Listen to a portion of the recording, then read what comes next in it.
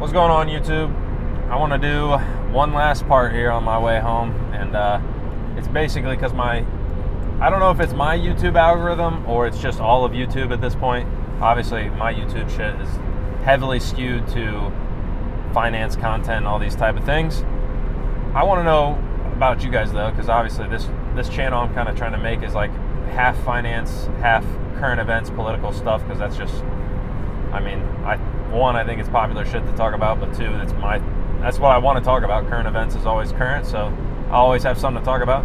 Finances, I think, is more interesting to me, but my finance YouTube shit, the algorithm has just been feeding me these net worth and income comparison videos.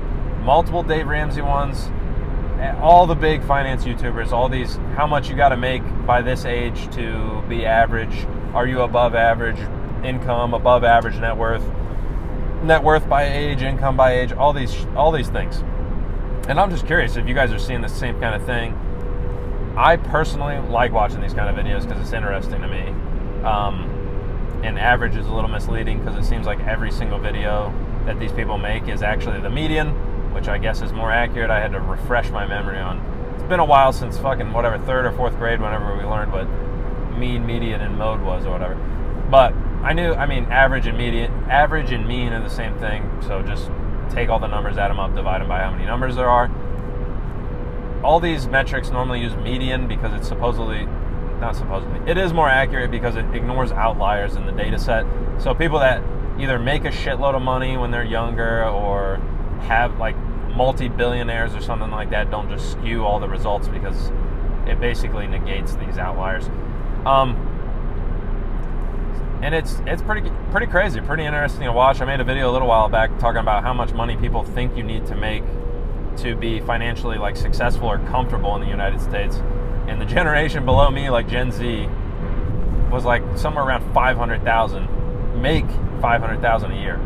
And it's like nobody makes $500,000 a year. Like it seems like you maybe think a lot of people do, but there's an obvious perception problem here because nobody's making 500K. That's like, I don't know, I'm just making it up, but it's less than 1%. It's like a fraction of a percent of the population in the United States make $500,000 a year.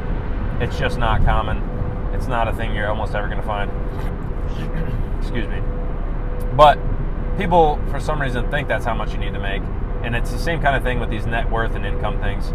It's kind of nice, I think, to see the actual numbers and see the comparison and be like, okay, then it's not really as bad as it seems off social media and things like that. Especially the net worth one is crazy. It's always my generation. I'm 26 right now. So like my generation / my age group is always the 20s to 30s age group, I feel like, in these videos when they break it down.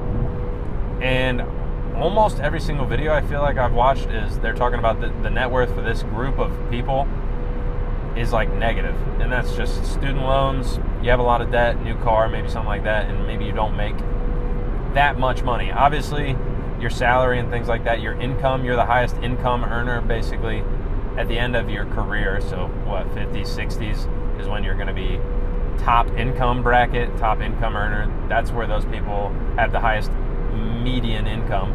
But net worth actually trails off after like 60, 70 because people start pulling from their retirement and things like that. And obviously net worth is still normally the lowest at the sub 30 year olds. It obviously makes sense, but it's cool to see the numbers. I encourage you to go watch a couple videos. I don't know, what's the saying?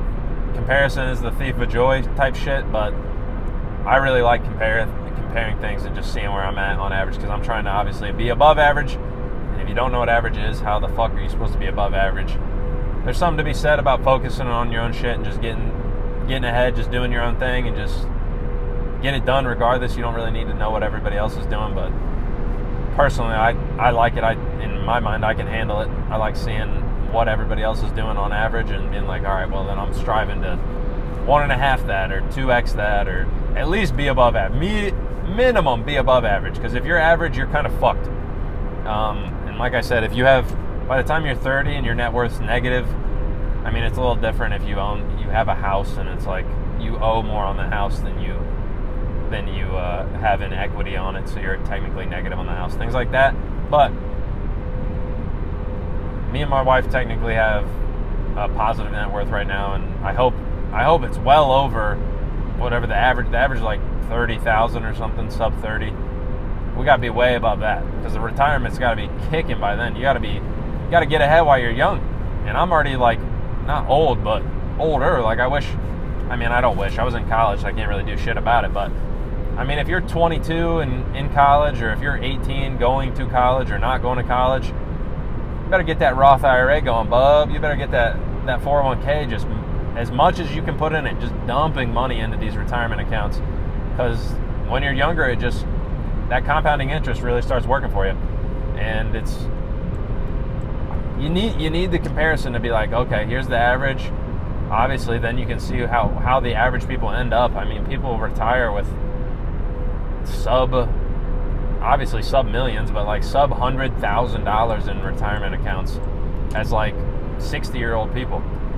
My grandma's generation, I don't know, like there's no way that my grandma has over $100,000 in like assets that aren't her home, like in investment accounts or anything like that to live off of. So they pull from it, obviously. Like, they're on the old school. They kind of were like the pension generation and things like that. They obviously get their Social Security and things like that going, but hey, I don't think it's going to be there for my generation. So you got to do it yourself, and you got to strive to kind of definitely be above average. You got to go above and beyond. I'm talking saving 20, 30, 40% of your income for retirement, and maybe you want to retire early and up it even more. I think like the Money Guys, I don't know if you ever heard of their YouTube channel, very good. They have like a better version of Dave Ramsey's The Baby Steps, in my opinion. It just makes more sense mathematically. I think they talk about invest in 25% of your income. Dave Ramsey's on like 15%. I mean, if you want to retire early, maybe 30, 35% would be nice. Obviously, that's a tall task. That's not the easiest thing in the world. It sounds a lot easier when you just say, invest all this money, save all this money. Yeah. Well, you got to make the money, and you got to have your expenses reined in so you can save that money. But I love comparison. I'm all about it. I don't know how you guys feel about it. That's what I wanted to ask. See what you guys think. Let me know. Drop it in the comments. Are you comparing yourself as like a benchmark of like, here's the benchmark, I need to be this much above it, or I need to be way above it, or I'm below it and I need to work to get above it? Because really, if you're behind the curve on these averages, like I said, if you're average, you're kind of fucked in a little way. Like, average isn't always great. In America, it's a little different, where our average is better than almost the entire rest of the world. Standard of living, the things we have access to is all different. But I'm trying to be top 10% or something like that, and then be real comfortable when I'm older. Retire when I want, kind of do what I want, have money to do whatever I want. I don't want to be strapped for cash when I'm 60 years old. I want to be able to fund my kids to go to college if they want to go to college, and start them off at a better spot than I started off. And that's the goal. So you got to be above average to do those kind of things. It's not going to be, average isn't going to cut it if you want to really enjoy the end of your life, I don't think, in a lot of ways. But I don't know. Let me know. Like I said, drop a like on the video if you liked it, dislike it if you didn't. And that's it for today. I'll catch you guys tomorrow.